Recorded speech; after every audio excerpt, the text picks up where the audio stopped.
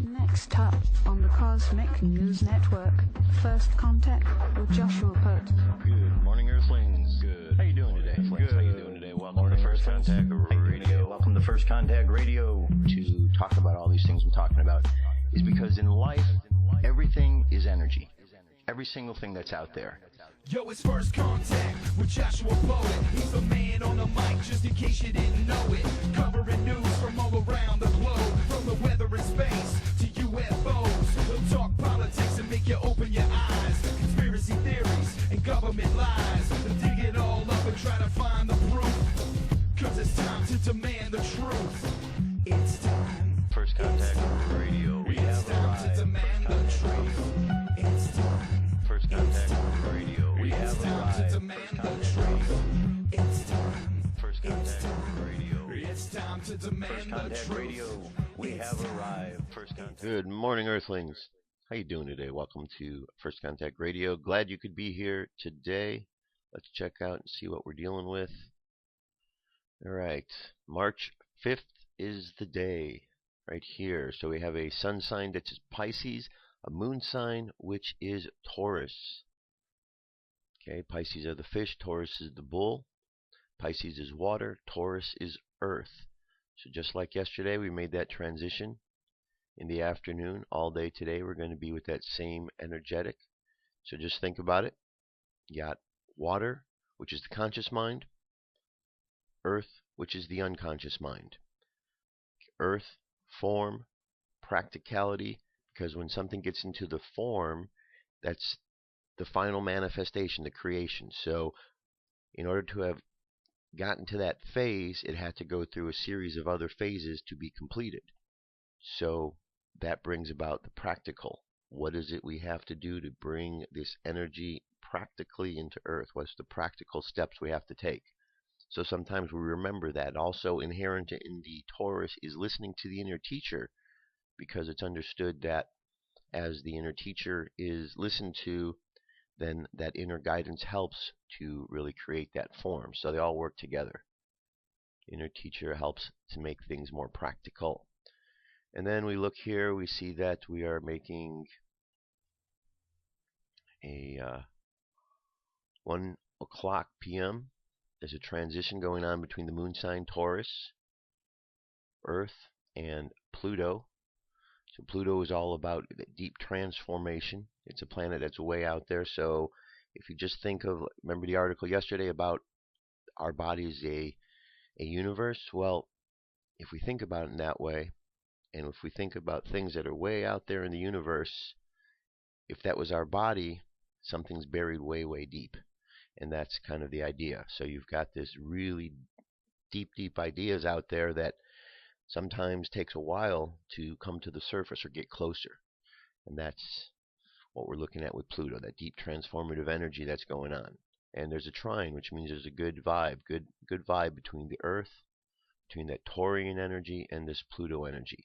So nice, something positive. So this change, this transition, transformation will help to understand about how to make things more practical, how to take that energy and really utilize it in the way you want. Okay?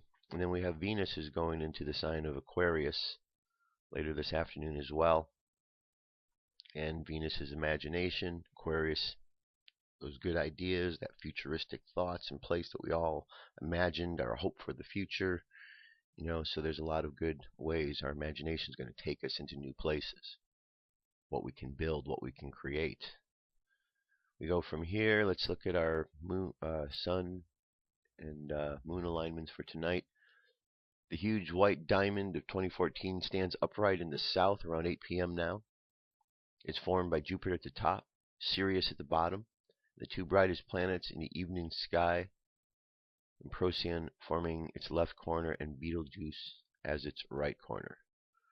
Alright, so we'll be able to check that. Okay. That'll be going on this evening.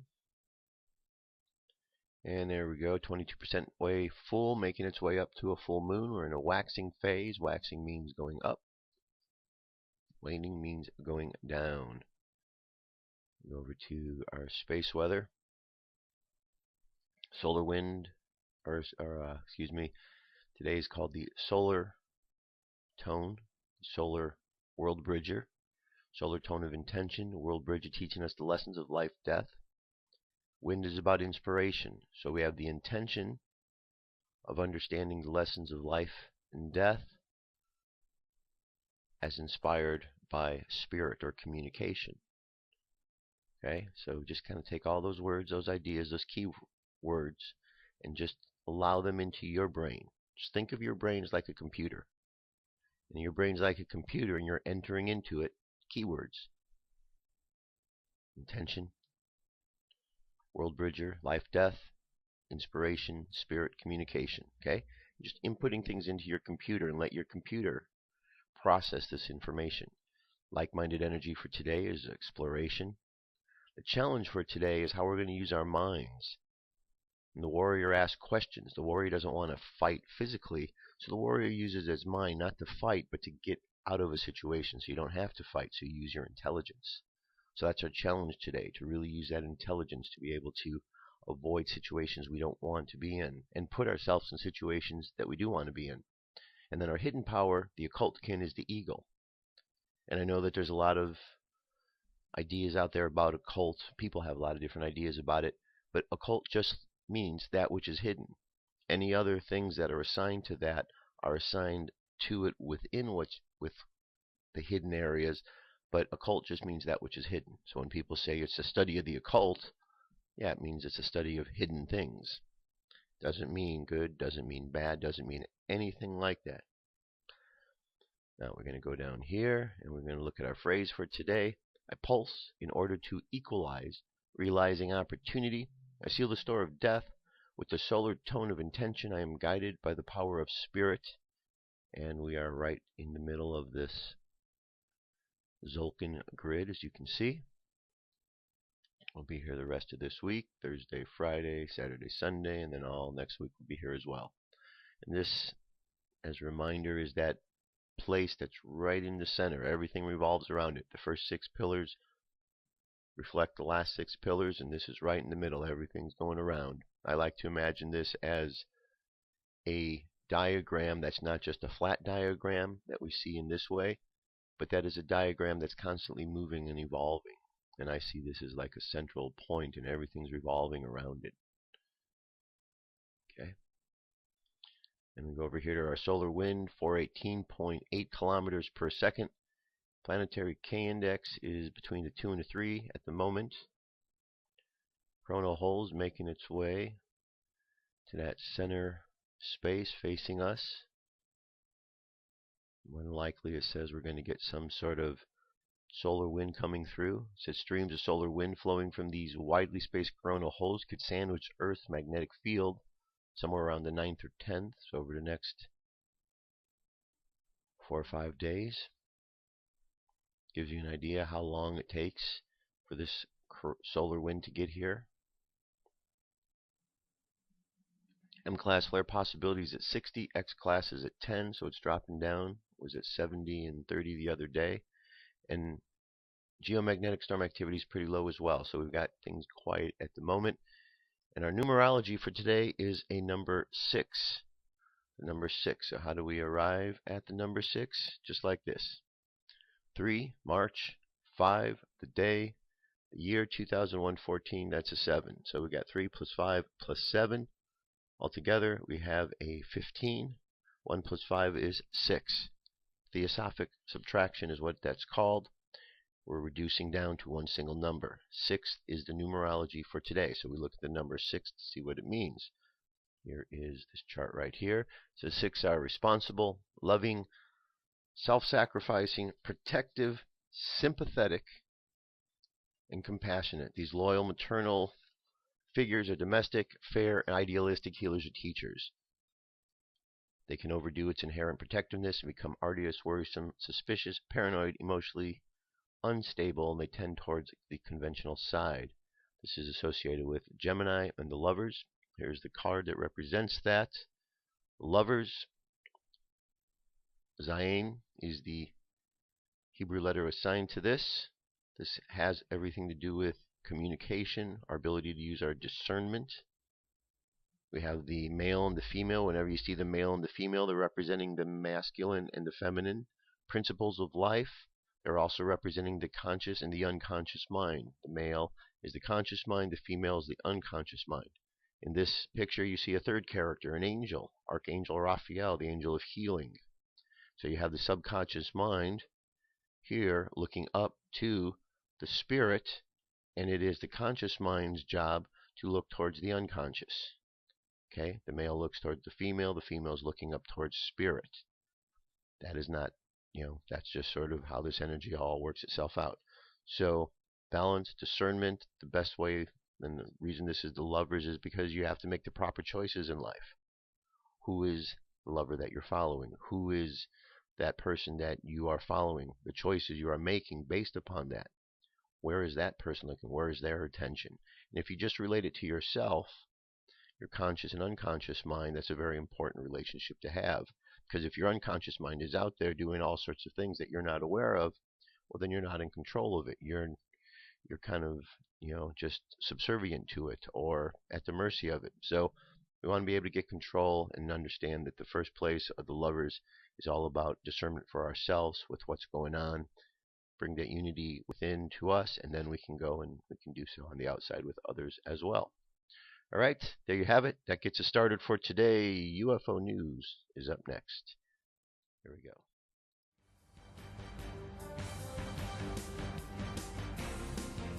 This is the UFO News with Joshua Poet. All right, Dirk. Thank you very much. Got a bunch of good stories here today. This first one here, Texas man photographs UFOs near a tornado-shaped cloud. A man in Cleveland, Texas, said he went out to photograph a strange white tornado-shaped cloud and spotted mysterious glowing orbs flying near the cloud. He sent in a report with these images to the Mutual UFO Network. The witness says he saw the orbs fly low under the cloud and then he lost sight of them. Looked out front of my house, saw a white tornado-shaped cloud. It was stationary and hovered above the treetops. I thought we were going to have a storm, but the sky was blue and clear, no rain or thunderstorms. I thought it was strange how long it hovered over the trees, so I took some pictures. And as I took the pictures, I noticed under the cloud there were 5 orb-shaped objects that moved slowly under the cloud in a straight line and moved along until they were gone. The cloud stayed for about 15 minutes, then slowly disappeared. According to Roger Marsh, MUFON's Director of Public Education and National UFO Reporter for the Examiner, the case was investigated by the Texas chapter. Investigators determined the case was not a hoax. They filed the case as a genuine unknown, meaning that they could not match the object up with any possible man-made or astronomical object. Okay, there's the little thing right there. Check it out. Links at firstcontactradio.com. All right, UFO Digest, Chris Holly, UFOs, USOs, and our oceans and waterways. I've been writing about UFOs for years. I've interviewed and recorded on my blog many reports given to me by wonderful people who were willing to share their sightings and encounters with UFOs. It didn't take me long to realize that many of the reports of UFOs were close to large areas of water. Of course, there are many sightings seen over land, all over the earth, but however, realize that the planet is mainly water. It soon becomes obvious that as well as having the ability to maneuver easily above our planet, UFOs also prove they can easily do so below our oceans, lakes, and waterways too. I believe that this planet is an easy place to look for our visiting advanced life forms, as we offer many land areas that are remote and still untouched by humans, as well as a vast waterway of deep to easily submerge at base without interference from little annoying topside earthlings.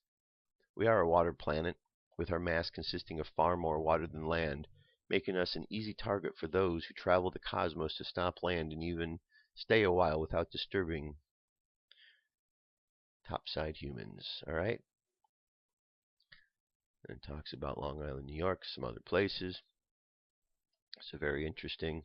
We all know that they're out there, and we certainly have seen the USOs. USOs, underwater submerged object. All right.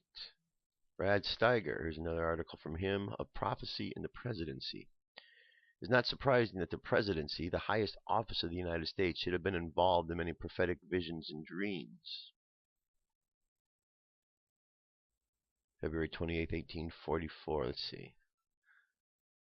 This might have gotten the wrong place because I'm not sure if there's any UFO related stuff in here. No, sir. So you know what? I'm just going to skip this whole article. See, it's gone. That easy. All right. This is what I want to show you. This was sent to us from one of our listeners, viewers. This is an interesting book indeed. Let me flip through it here. It says Introduction to Alien Races. Very exciting, right? So let's see what this is all about.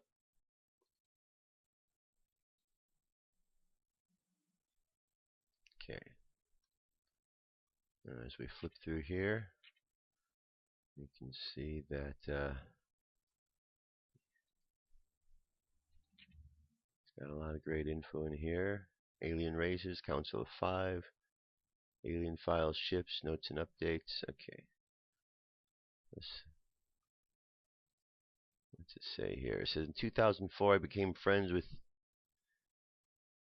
a Ukrainian guy called Petro that I met completely randomly at a bar on the beach. I was on the holidays and there were some friends having some drinks. Anyway, we started talking with each other. Our friendship started like that. He became a regular at my house where our families would get together. In 2008, he called and asked me if I wanted to go on a road trip. I said sure. He had in mind to go to south of Spain to visit his brother. His brother was there in jail at the time near Helva, and to visit his father in Portugal. His father was a former diplomat from Ukraine years before, and when he retired, decided to move to Portugal and live there. And so we went, visited his brother, went to Portugal to visit his father.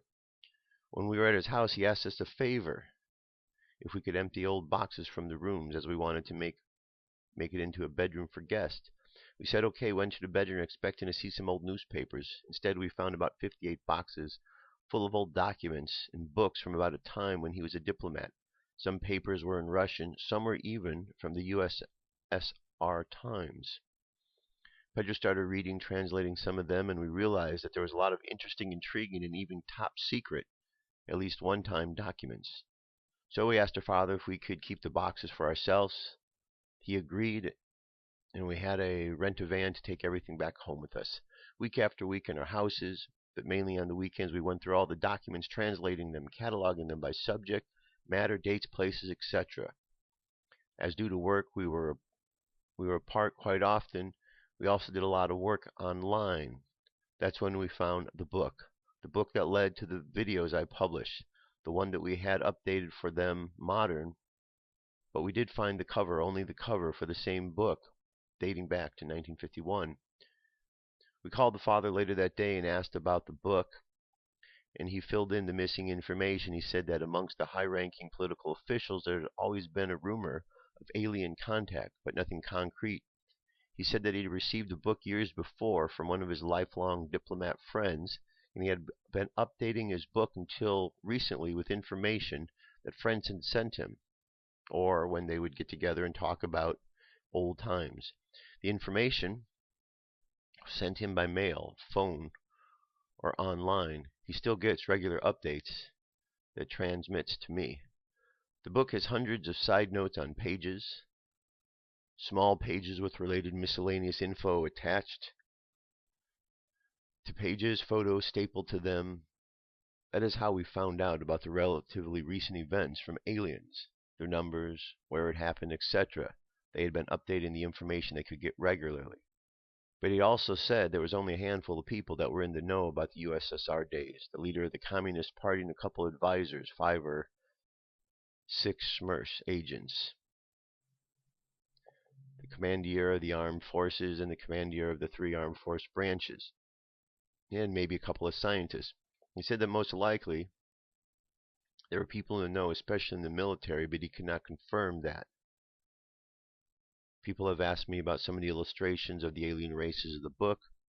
It's because some of them were literally copied off of movies and or video games, not all. Me and Pedro asked ourselves the same thing as we recognized some of them. And we did contact the father in order to get an answer. He told us that over the years the people were adding, updating, printing the book, had been using alien images from the media when they did not have a real photo or a drawing from the witness. So sometimes they use images from movies and video games that better describe the alien race in question. This, according to witnesses' testimonies. However, he did say something else, something extremely interesting. He told us that among the high-ranking diplomats there had been much solid discussion and debate about a plan involving certain media, from online to paper to Hollywood to the video game industry, and certain security departments, especially from Japan, China, Canada, US, and Europe, in order to use the right to them images to describe the appearance of aliens. All the media involved was, in the end, either directly or because they owned the mother companies, owned for no more than 5 people, and that this was a concerted effort in order to get people, humankind, used to the appearance and presence of aliens among us. He, Pedro's father, also told us that some of the alien races and images used in video games and other media were used in the book prior to this release of the games and/or movies. Him and some of his friends had knowledge that some of those security departments had actually created some of those images and then released them to the proper channels in order for those images to be known to the general public. This obviously we could not confirm except for one of the images in the book. The aliens used in the movie Independence Day were known before the making, not even close, of the movie by at least 8 years, and some of the photos of the ARB had been tampered with.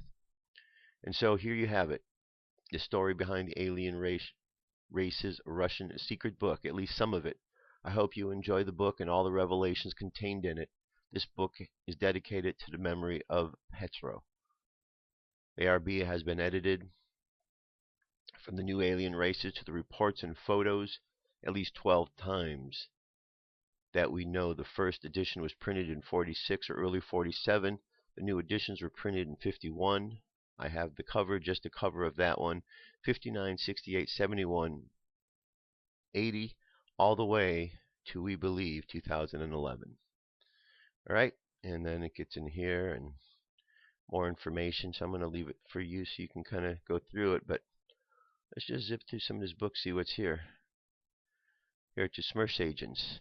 It is your duty to thoroughly investigate all events regarding any reports or visitations or incidents concerning creatures from other planets as well as non-terrestrial creatures that dwell on our planet at present or future times. It is our duty to immediately present to your superior in charge any material evidence gathered during the investigations. It is your duty to keep absolute secrecy and concealment regarding your findings and conclusions during your investigations, except from your superiors in charge. It is your duty to immediately destroy the book in case your physical being or personal safety is threatened. The loss of this book, while in your possession, will result in serious consequences of your 2 SMERSH companion agents as well for your immediate as well as your immediate relatives. Make use for your extensive training and love for our great union. Chief Marshal Konstantin A. Vershrin. Okay, goes back to 47, and here we go, different races. It says, the Book of Alien Races is both an instruction manual and a source of information to be used now and in the future until the day it will be needed no more. Learn from it and add to it. When the humans investigate events, interrogate the witnesses, and gather physical evidence, when the aliens engage with them, follow them, and learn from them, you are forbidden of showing this book to anyone, talking about the book to anyone, talking about or revealing your investigation activities to anyone, drinking alcohol on and off duty, consuming drugs on and off duty, helping alien races no matter the situation or request, choosing sides when physically amongst different alien races or during investigations, and of engaging in sexual activities with any members of the alien races. So this was all things that they had to really abide by when they were given these books. We're fortunate now to be able to look through these and see what's here. So here we go. I'm just going to zip through now and kind of let you see all the different types of beings that are here. And you can see there's a lot. Many different types of races they show here.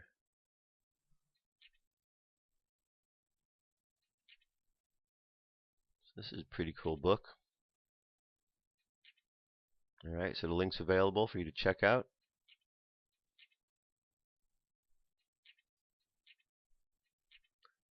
Some of these, obviously, as it said, you've seen these on the movies. Some of them you haven't.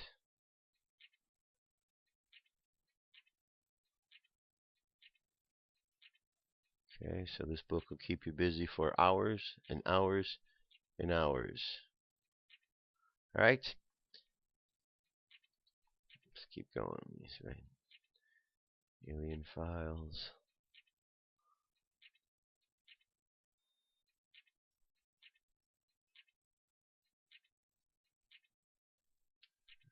Seen some of these, right? Pretty extensive book, isn't it?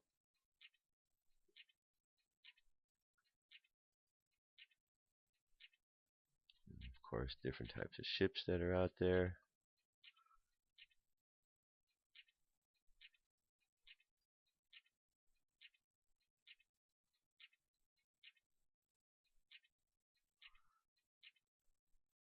Okay.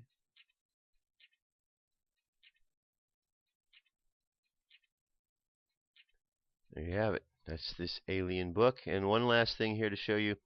This kind of goes along with it. This is a video. It's a 15-minute video. I'm not going to, get into anything more than just kind of introducing this.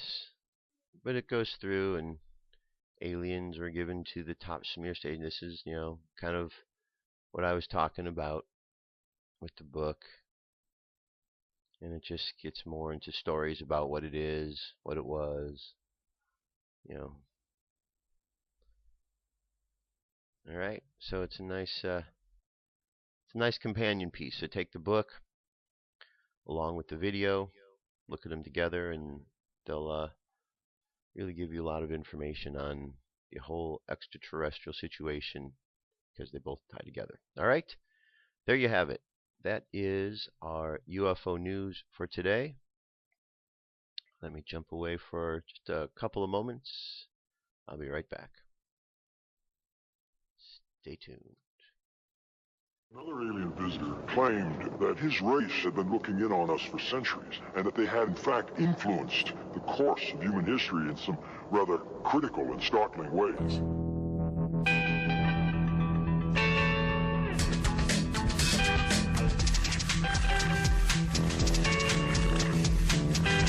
Listen up.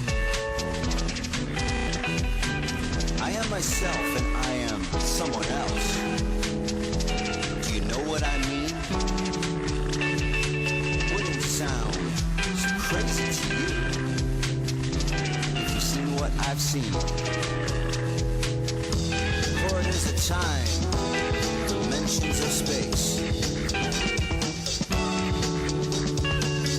traveling through the universe, from place to place. Don't arouse suspicion of a membrane gone insane. Everything is possible, just gotta see with an open mind.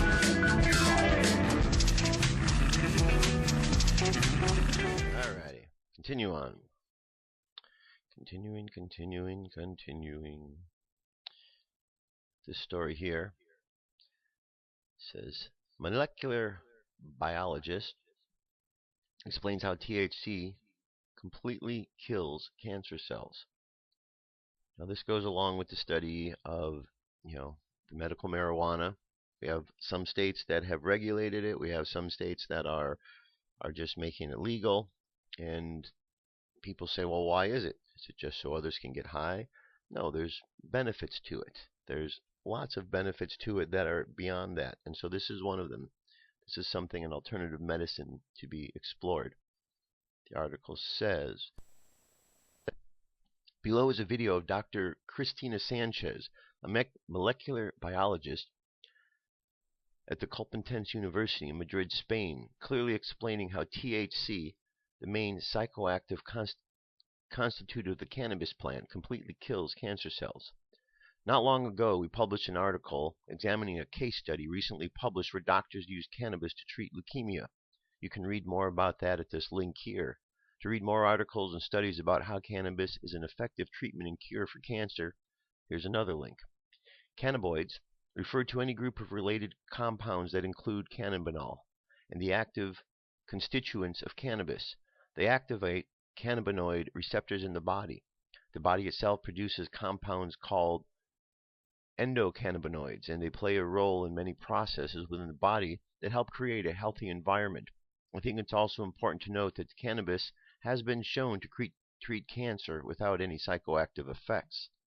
Cannabinoids have been proven to reduce cancer cells, and they have a great impact on the rebuilding of the immune system. Although not every strain of cannabis has the same effect, more and more patients are seeing success in cancer reduction in a short period of time by using cannabis. Contrary to popular belief, smoking cannabis does not assist a great deal in treating disease within the body, as the therapeutic levels cannot be reached through smoking. Creating oil from the plant or eating the plant is the best way to go about getting the necessary ingredients, the cannabinoids. The world has come a long way with regards to accepting this plant as medicine rather than as a harmful substance. It's a plant that could benefit the planet in more ways than one. Cannabis is not something offered in the same regard as chemotherapy, but more people are becoming aware of it, which is why it is so important to continue to spread the information like this. Nobody can really deny the tremendous healing power of this plant. And here we have a video. The length of this video is, it says 5 minutes long here. So check the video out. Check what she has to say. It's talking about the same info I was talking about there. But it's good that we're exploring alternative medicines, alternative things. If you look in the Bible and you go back to the book of Genesis, this particular plant is talked about twice. That God made the green herb, and then later that the green herb, after man was made, first thing God said to man was, made the green herb.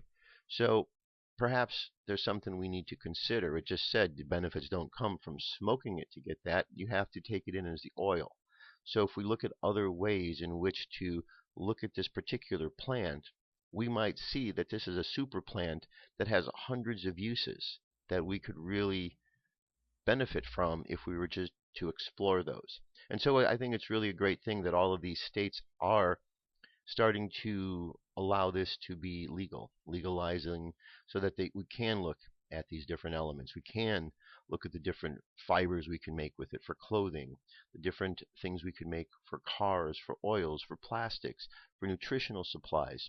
Just imagine the possibilities. It's like a painter getting a new color. Now you can go out there. It's a cash crop. So I think we have a lot of opportunity to look past one way that we thought it could be used to see that there's hundreds of other ways. All right. Now, continuing on. Here's a video. I'm going to play this whole piece. It's called Ancient Energy Generating Towers of Lake Titicaca, Peru. All right. This is some very interesting information. And here we go.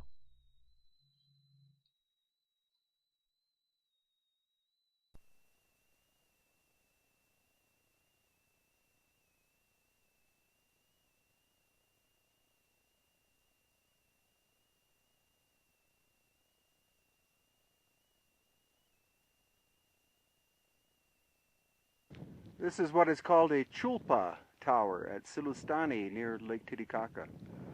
It was built by the Wari culture prior to the arrival of the Inca, and this is where someone or several people were buried because we found bones inside. However, this above is another chulpa tower. Conventional archaeology says that this was built after by the Inca culture.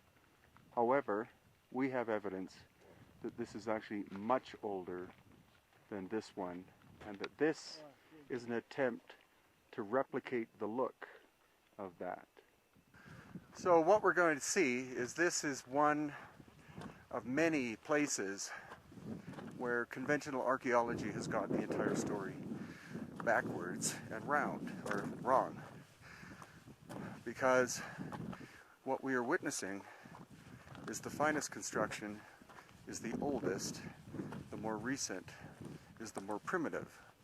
whereas conventional archaeology teaches us, in history, that we are a evolving being going solely from the primitive to the advanced. But the true fact is that societies rise, societies fall.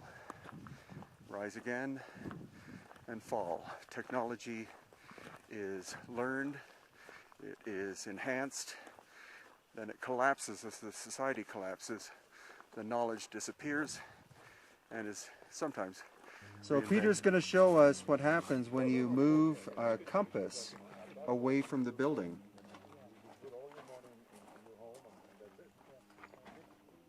You can see that it's twitching. And then back in again, please.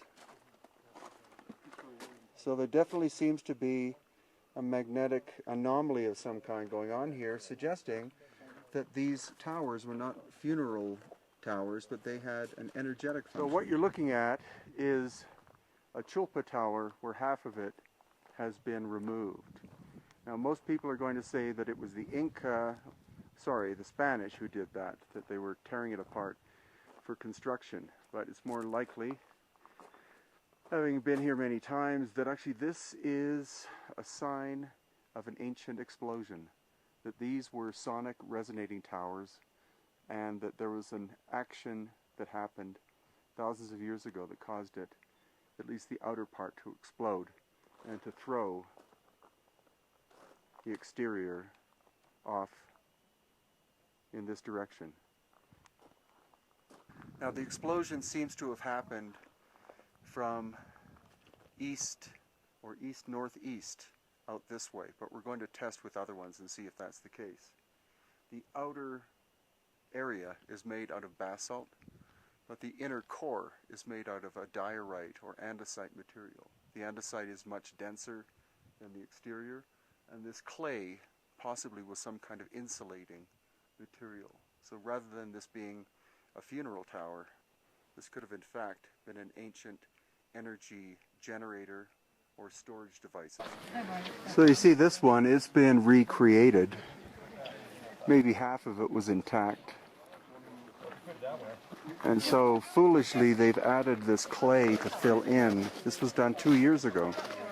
But the cracks are evidence of something more than simply weight on top of weight.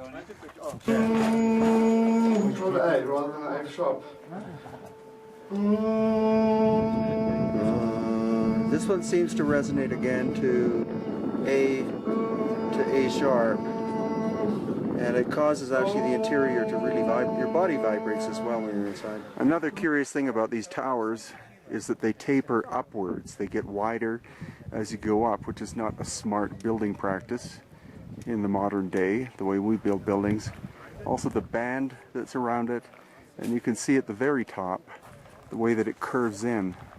Oops, like that. So Christopher Dunn, the engineer, has a theory that these possibly were like pipes, or that the energy or sound was coming upwards. And his idea, I believe, is that these were actual earthquake or energy relieving chambers to reduce the chance of earthquake. So Charles, you were inside one of these, actually this one on the right.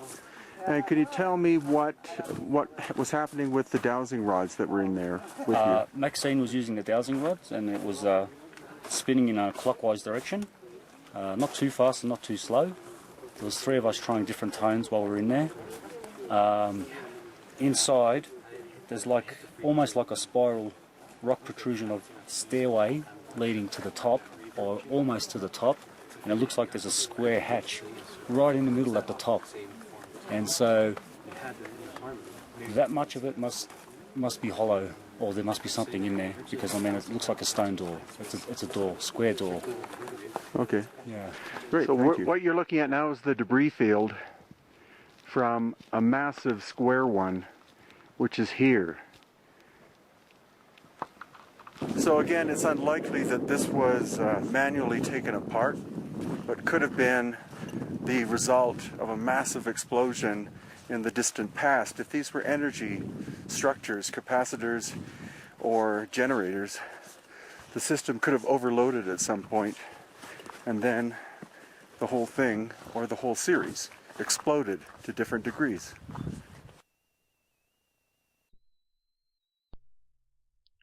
Alright, there you go. There's some real life archaeology taking place. Excellent, excellent. Okay. Now, continuing on. Continuing on. Everything kind of ties in together, right? Because it's all about energy. Energy on the outside, in the world around us, energy within us, in our bodies. We talk and saw a story about how we're connected, the outside and the inside. So the more that we can understand this relationship of the outside and the inside of these different worlds, kind of like today, the world bridger, life and death, maybe one part of this world, one part. So we're looking to understand how all of these different levels of energy connect together. The world of death has a different energy feel than the world of life, but they're both energy and they both exist. So what is the difference between this field and that field? What is the difference between the field of inside my body versus outside, or the consciousness of the universe and here? So these relationships are all important, and that's what we're looking to find. The lovers, the discernment of understand, to discern what one feels from the next. So when we tie all these together, the fire, the idea, the water, the emotions, the words, the air, the action, and what we create, we put all these together, it gives us a nice mix of understanding energy. So this article here kind of talks to this as well. It's all about food choices and spirituality, because the food we put into our body affects us and the energy that we deal with and feel. This is Michelle Walling. There are many suggestions and directives offered in the spiritual community about the foods a person should eat in order to raise their vibration. In comparing the various suggestions to what people actually eat, it is clear that eating habits of light workers are as individual and varied as their personalities. It is becoming harder each day to obtain affordable, healthy food, as the majority of food available is tainted in one way or another. Is there really a right way of eating on the spiritual path? And if so, how can we obtain what we need in order to survive? The answer has many different viewpoints and variables. First, it is important to know that every single person's body on the planet is different and therefore has different food requirements. Second, it is possible that some people are simply born of a high vibration and or metabolism and can eat whatever they want without gaining weight or affecting their vibration level. Third, once a person changes their level of vibration, the body's food needs and the tolerances will change. Finally, the fourth thing to explore is that our DNA activation will render these choices obsolete. When we are choosing the body we would inhabit before incarnating, we know of our parents' bloodlines and our DNA, tracing all the way back through our grandparents and our great-grandparents.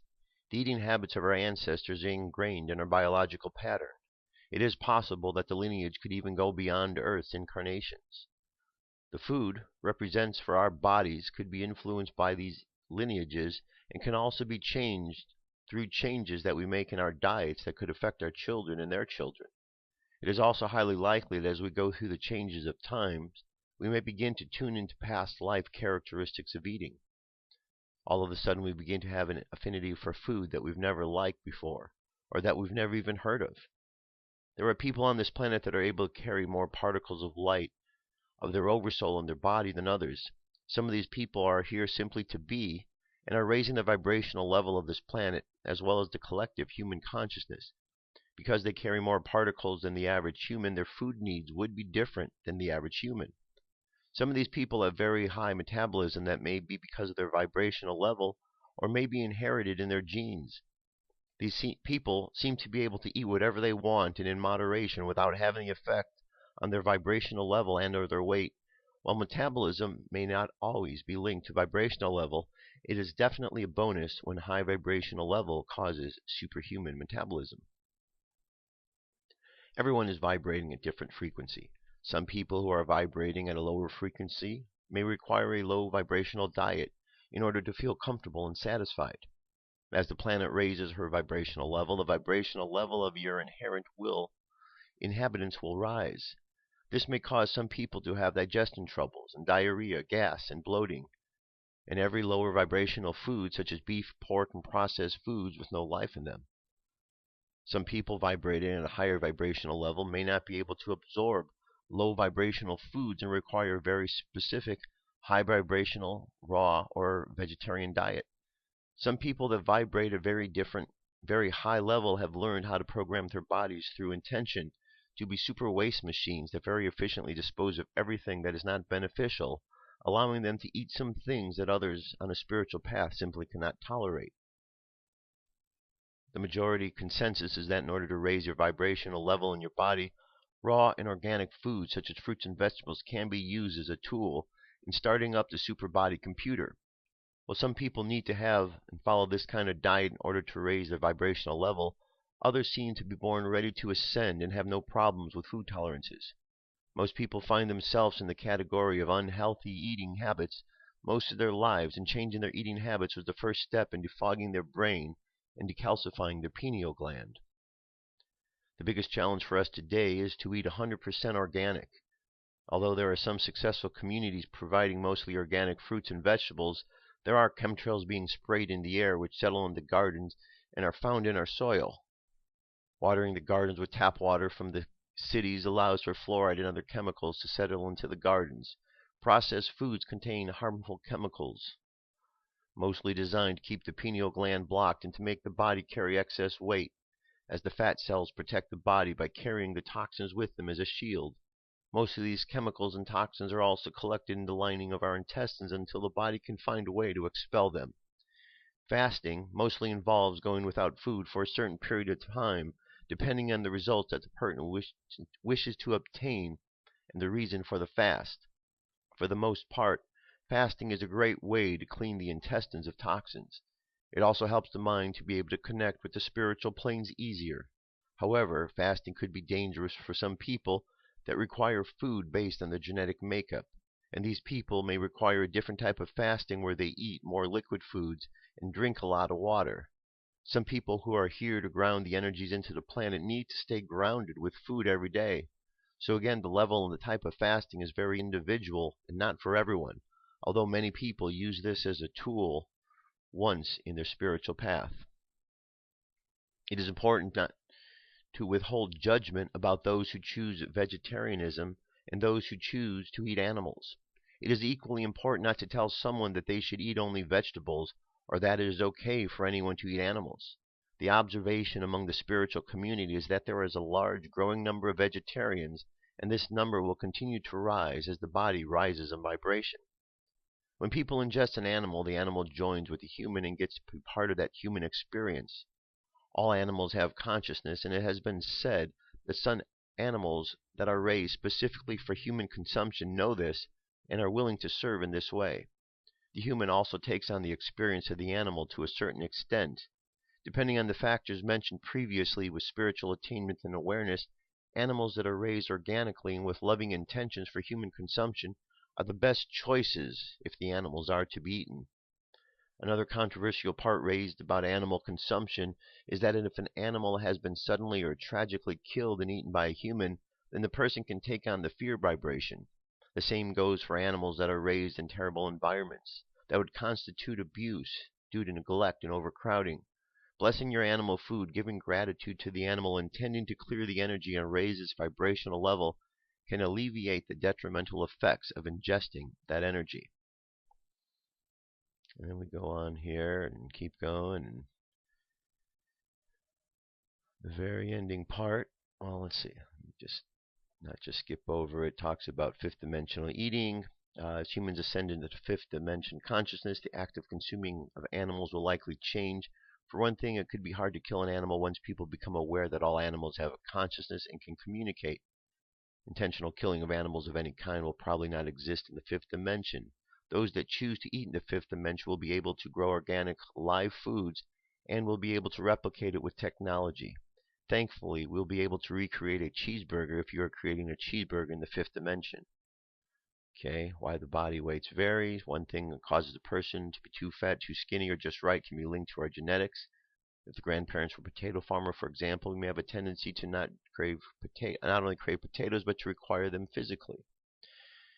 So, listening to your body, it says how to listen to it. The only way to make sure you're providing your food what is best for your body during your spiritual journey is to listen to your body.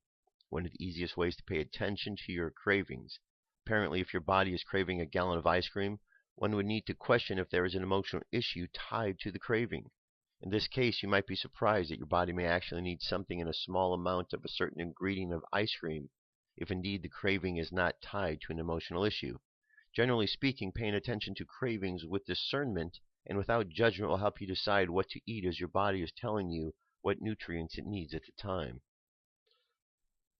Okay, it says, the observation of the spiritual community reveals that the quest to keep the physical body alive until the shift of the planet into the fifth dimension.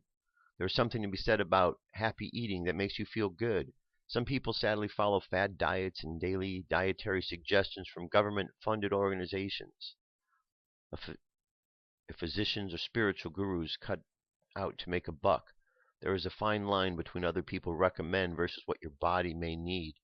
This is an example of walking the fine line between the third and the fifth dimensional boundaries when trying to manifest a new earth and a new body. So, a lot to the article, check it out, but it's very important, these are our bodies. What goes in it's important. But we need to listen to our bodies to understand, because we don't all need the same things at the same times. And our bodies will help us to understand. There was a saying Jesus said, it's not that which goes into the body which is bad or harmful, it's that which comes out. So there's something to be said for blessing the food. Yes, we've got GMOs in the food, but we can say prayers, we can do blessings, we can do things to alleviate the energy fields around things as best as possible. And then we have to be willing to adapt and just trust that our bodies are adapting to whatever circumstances, and just kind of, keeping a positive mindset from there. All right. This is a message today. It's a little bit longer than normal. This is the Arcturian group. Here we go. Arcturian group. March 2nd, 2014, channeled by Marilyn Raphael. Greetings to all. We observe light on Gaia increasing each day, and bringing with it a new worldwide awareness of issues and problems that the majority were heretofore unable or unwilling to see. Appearances would say that the world is getting worse, but what you are witnessing is the light now shining into the dark places and bringing to the forefront all that needs to be addressed in new and higher ways. Many governments are starting to understand that the old self-serving ways of doing business are no longer working. Many leaders choosing to resist any change, and will eventually find themselves in one way or another removed. All from world leaders to so-called common folk who insist upon holding tight to energies that are finished will begin to experience difficulties because the new energies do not nor cannot support anything held in place only through belief and concepts. Go within, dear ones, and honestly examine what concepts and beliefs you may still be rigidly holding on to. We wish to speak of compassion, a topic often confused with sympathy or the ignorant enabling of another. Compassion is a facet of love and is the ability to see another's pain and suffering without entering into it. This often means, especially with families and friends, offering assistance of some sort when intuitively guided. However, in compassion one never enters into the energy field of the other, that is sympathy. When an individual spiritually evolves, his energy field begins to radiate ever more light and others are drawn to this energy. Each and every soul is seeking to experience the completeness of their true nature but are only able to interpret this inner yearning within the bounds of their attained state of consciousness. Thus you have spiritually immature souls forever seeking that which is within, in the without. They seek completeness through wearing the right clothes, being beautiful or strong, or in having material possessions and money. Many confuse the love they seek with sex, and allow themselves to be used by others. Because society in general is based in duality and separation, it continues to promote solutions for happiness in hundreds of forms, none of which will satisfy the longings of the soul for conscious reconnection to Source. A soul's immaturity has nothing to do with chronological age. There are many very evolved souls living in young bodies right now, and many who have been on Earth for a long time who remain spiritually immature. Spiritually immature individuals are often repelled by anyone holding great light because this energy is a threat to their firmly held, but false belief system. They are usually not even consciously aware of why they may not like a certain individual. This is the root of much fear in the world, for there remain many who continue to resist anything that may rock their comfortable boat bubble. In the early phases of every soul's search for completeness comes a reaching out to friends, strangers, gurus, etc., anyone who seems to have the answers. They do not yet realize that that which they so desperately seek lies within. They feel the higher resonance of another's energy field and gravitate towards it. It usually starts very simple through questions like, "How did you get through this? Why are you always so calm? What do you think about this or that?" This can be a coworker, friend, or family member. Most of you, being loving persons, are more than happy to help the person who suddenly unburdens, but this is where you must be very aware and alert, dear ones, not allowing yourselves to drop into their energy, which then becomes sympathy. It is commonly accepted that identifying with another's pain is a loving action. "Oh, you poor person. I understand and feel your pain. How could she do that to you?" etc. etc. When you do this, you become a part of their energy field and make yourself available to be drained of energy. How many times have you experienced feeling totally wiped out after being with certain people? This can only happen when you open yourselves to those seeking more energy. These dear ones are unaware of what they are doing, but in their unhappiness and desire to be whole they draw on others' energy. We do not like the term, but this is where the term energy suckers comes from. In order to serve and help those seeking help, a light work must work in the energy of compassion. Practically, this means you can lovingly listen to or observe the problems presented, even offering some suggestions, but never fully entering into the energy of what is being presented. You recognize the appearance to be illusory, with no law to support it and based in the third-dimensional consciousness. These deeper realizations never prevent one from taking whatever human footsteps may be necessary, the practical everyday tasks so often called for. Whatever is needed or you are guided to do. However, in doing these things, do not allow yourselves to be enablers. Stay centered, always remembering that every individual has a higher self, guides, and a contract plan that they themselves chose before entering into this earth experience. As we have said before, love never means being another's doormat, nor does it mean you are tied forever to those you may not resonate with, simply because they are a relative or childhood friend. It is okay to move on when someone wants you to do their work for them. Love and compassionate action means remembering the truth about every single individual in your consciousness, those drawn to you and those you read or hear about. Always allow others the freedom to learn from their own mistakes while giving them the support they may need. There are times when this may mean simply leaving someone alone. It is ego to believe one has the right or duty to save another. Everyone is a spiritual being having human experiences in order to grow and evolve. This light not only attracts family, friends, and co-workers but also attracts some on the other side who have not yet moved into the light of their journey. There are those who do not even realize that they have transitioned to the other side, drug overdose, accident, coma, etc., and are confused. These dear ones often find themselves drawn to the light of an evolved energy field. If you experience them, often in a half-awake, half-asleep state, do not be afraid, but tell these dear ones that they need move into the light where they will find help and guidance. You can ask for light beings, angels, or relatives of the person to come and guide them to where they need to be. Occasionally one will not want to leave, and you can just say to them, "Go." Compassion is love in action, sympathy is the three-dimensional concept of it. This is light work. This is how you plant seeds of truth and help others to evolve. We only say that as your own energy field attracts others seeking what you have, be aware of the temptation to enter into their state of consciousness, for you can never lift another up if you are on the same level as the problem. Humanly, yes, but not spiritually. This is compassion, this is love, this is the work. We are the Arcturian Group, March 2, 2014. Okay, good message. Let us jump to our meditation for today. So close your eyes, take a deep breath, and exhale. Take another deep breath. Exhale again. Okay, we're going to do these affirmations same as yesterday. We're going to do these 8 days in a row. It's called the 8-Day Morning Affirmation Challenge. Let's take another deep breath. Exhale again, and just allow your mind to contemplate these ideas as you go about your day. I am feeling healthy and strong today. I have all I need to make this a great day of my life. I have all the information I need to solve any challenges that come up today. I have the knowledge to make smart decisions for myself today. I make the right choices all day using my inner wisdom. I am happy and content with my life. I am patient and calm and greet the day with ease. I am filled with gratitude for another day on this earth. And allow those words to reverberate.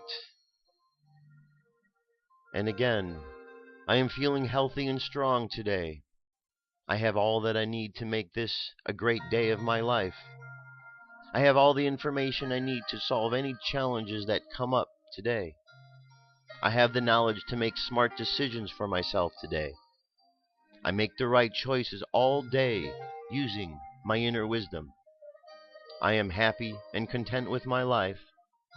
I am patient and calm, and I greet the day with ease. I am filled with gratitude for another day on this earth. And let those words reverberate even deeper.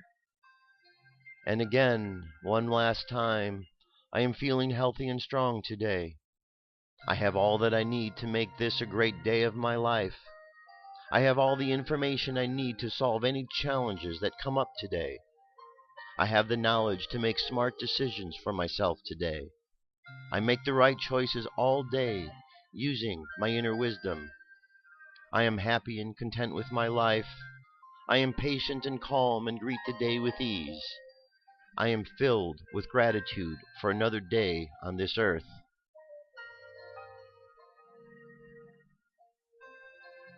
I am willing to give affirmation a heartfelt, sincere try.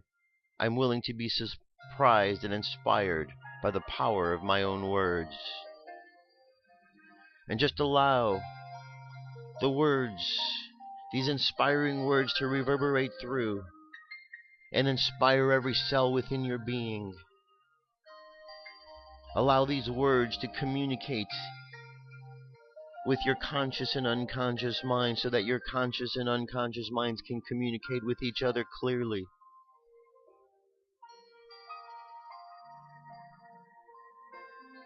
And as you move through the day, seek only to understand clearer communication with yourself, inside and out. And as you do, realize that the outer world is reflecting itself back to us.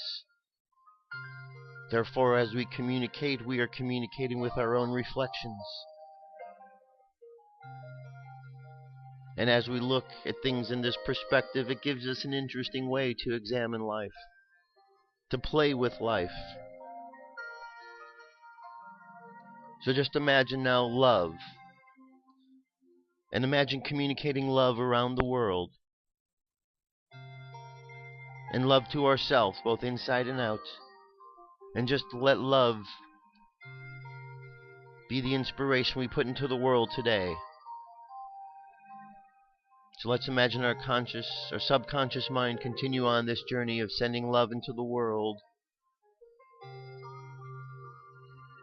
of communicating with all aspects of ourself. And let's bring our conscious mind back to the present moment on the count of 3. 3, coming back to the present moment filled with confidence. 2, coming back to the present moment filled with faith. And 1, coming back to the present moment happy, healthy, and whole. Happy, healthy, and whole. Take another deep breath. Exhale.